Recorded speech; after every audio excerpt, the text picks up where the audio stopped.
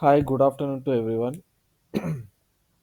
In this presentation, I am going to talk about AML KYC. So, before that, I want to introduce myself. My name is Satya Prasad, and I born and brought up in Chodupal, which is just outside Hyderabad. I come from a family of five. My father and my other two elder sisters are working professionals, and I graduated in the year of 2022 in computer science and engineering degree from Satyabama University, Chennai. So my strengths are I'm confident, energetic, and interpersonal skills such as communication, leadership skills, critical thinking, and networking skills.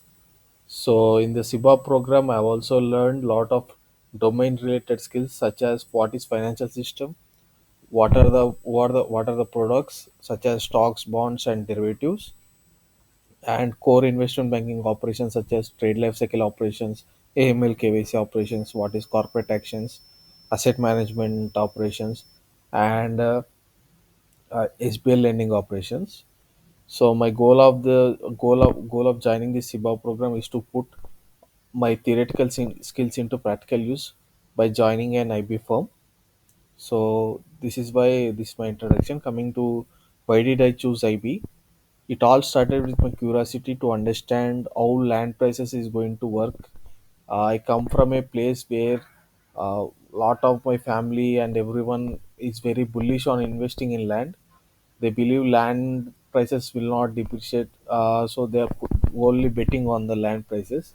So I want to understand how the prices is going to working, what is the basis of this valuation increases, how the prices are hereby increasing very high.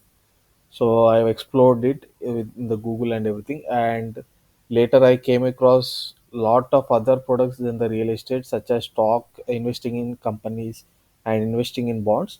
They are much larger than this real estate industry, and also they are much more predictable. As you know, for companies, the valuation is only dependent on how much business they are doing and how much profits they are making. And I thought that for doing valuation to this kind of companies is way better than finding the prices of this industry. So later I explored it a lot, and I came across a beautiful investor called as Warren Buffett. He's a world's biggest investor, and I am very inspired by his way of teachings in annual meetings and also his writings also. So I thought I should explore this industry more. And later, as my background is not from a finance field, so I thought that I should get into an institute where they will teach me all the domain related skills and also the soft skills where I can become a professional, where I can work in a team and uh, act as a single. So then I came across the SIBA program. The SIBA program, I joined this program and I learned a lot of skills. And I want to put those theoretical skills into practical use by joining an IB firm.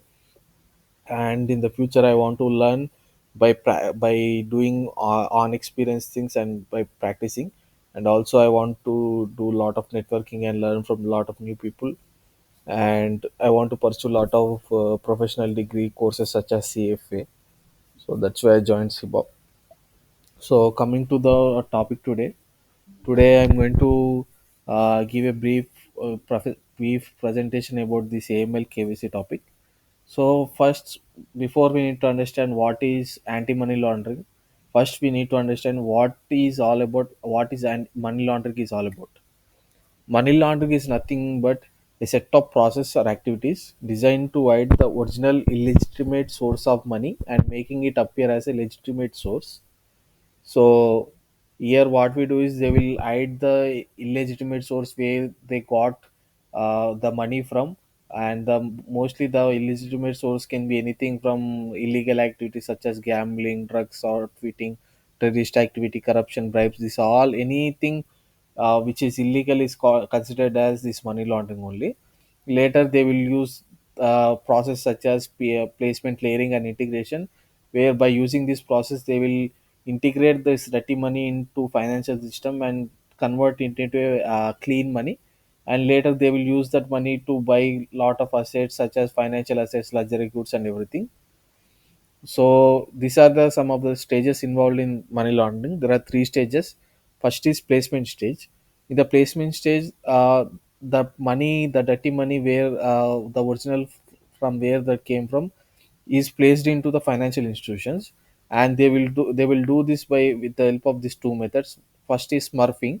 In smurfing, they will open multiple accounts, genuine or fake, which are controlled by same person itself. And second is structuring. In the structuring, what they will do is they will deposit the dirty money into these accounts under a threshold limit which set by regulators.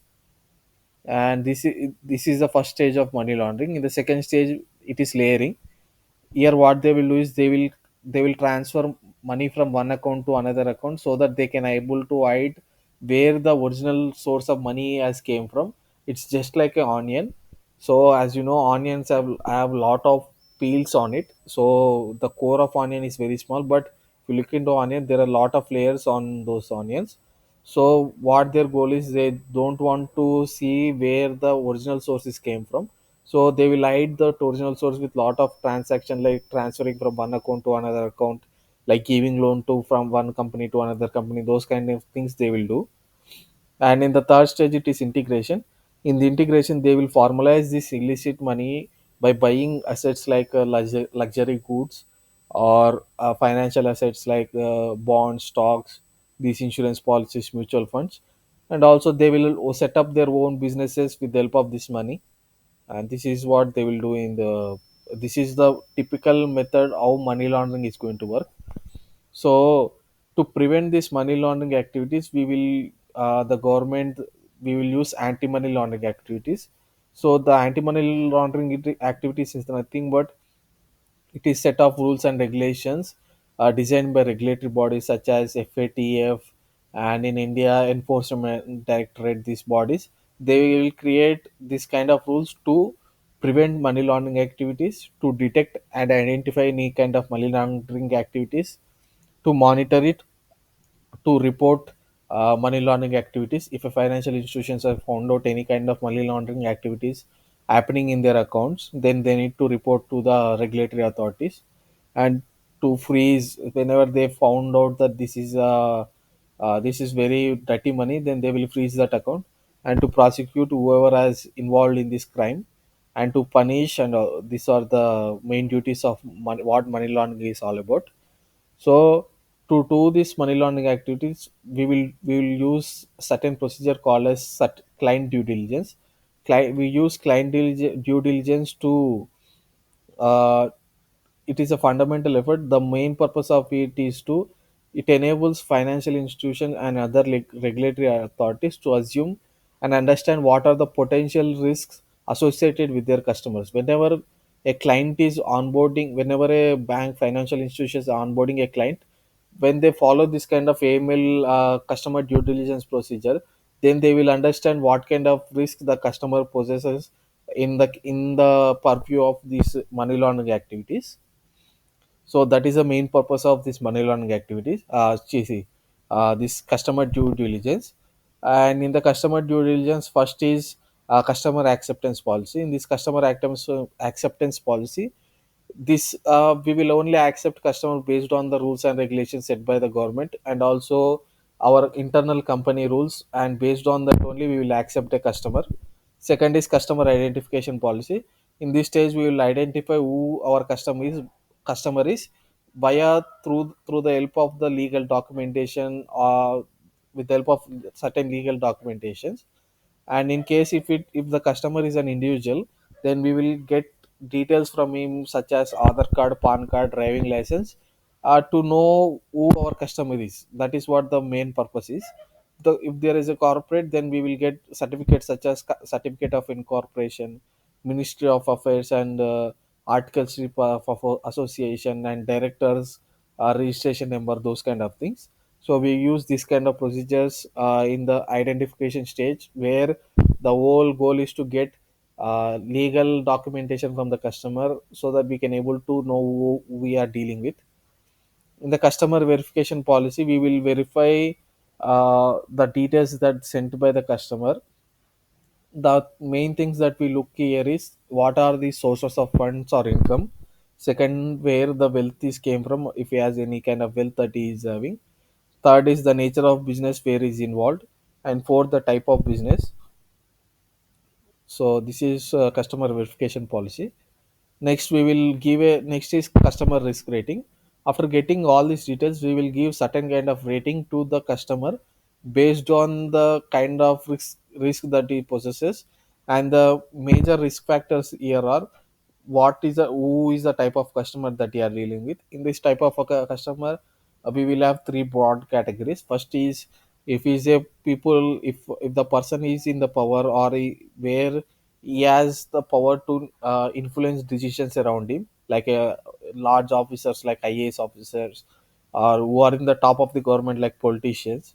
And there are second stage like who are small business owners, but our business owners are professionals who have the opportunity to who have where the sources of visible income is visible, but there is a good chance that they might be involved in this money laundering activities also.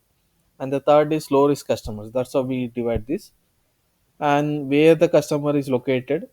So third is sources of income, sources of wealth, sources of where the nature of his business, the size of his business, whose his customers or vendors are, who are the customers are. This kind of things we will do. So after doing these things, we will give the customer a certain kind of rating, and we give it in a three broad categories. First is high risk customer.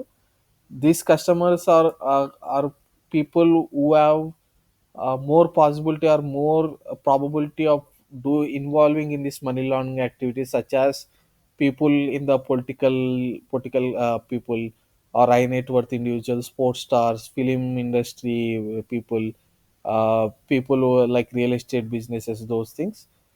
And we will follow whenever we find out that this kind of customer is we are onboarding, then we will do enhanced due diligence, like we will verify each and every document that the customer has provided to us.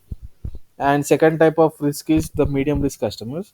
These customers are professionals who have whose source is clearly visible, but there is a possibility that they might be involved in this money laundering activities also. So there is a possibility. So the people can be professionals, lawyers, and everything. So for this kind of customers, we will use standard due diligence, kind of getting information and checking all the details properly. So that is what we do. And third is low risk customers. These customers can be salaried employees. Like most of the people, when for a financial institutions, comes from this criteria only, like low customers only, low risk customers. They might be small business owners or students whose source of visible income is clearly visible, those kind of things. And whenever we find out if a customer is having high risk kind of possibility in money laundering activities, then we will follow enhanced due diligence and medium risk standard, these kind of things. Next is CTR. CTR is nothing but crash transaction reporting. Whenever a financial institution finds out that large cash deposits are happening, large kind of withdrawals are happening, then they need to inform to the financial intelligence units, those kind of things.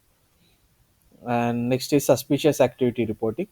If the financial institution finds out if there is any kind of suspicious activities going on, then they need to report it to the financial intelligence units. So after onboarding the client, whenever the client makes any kind of transaction, we will follow different kind of transaction monitoring. So if he comes from high risk customer, then we will follow enhanced transaction monitoring. Like we will check each and every transaction that is making through our bank. Second is medium transaction reporting, and third is simple transaction reporting. And next is sanction list. Sanction list is nothing but a list of entities or countries whom the government put restrictions to not do business with them. That are the organization. So this is what it's all about. Next is FATF. FATF is called as Financial Action Task Force. It is an international body located in France, and it has 28 member body committee where they will check, where they will see all around the world where this kind of money laundering activities. If they found out that there are money laundering activities happening in the countries around the world, then they will put those countries in restriction list or sanction list, where they can't able to get foreign investment into their countries. Like foreign companies cannot do business in their this kind of countries where the FATF put some kind of sanctions. And this FATF has three kind of sanctions. First is whitelist countries. These list countries are, they don't have any sanctions on them. They are having a clean sheet, and anyone, any kind of international company, any kind of business can set up in in this country. They can do business in this country.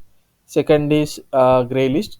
This list of customers, they are doing some kind of money laundering activities, and they are put in a certain kind of vigilance, and they are told that you are doing this kind of activities, so please improve on those things.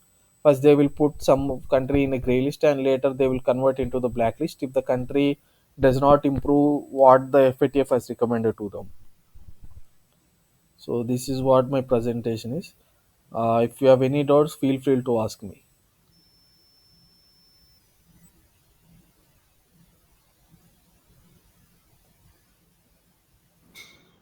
Hello, Yeah, Josh. Satya. I have a doubt in cash transaction reporting and Yeah, please tell me.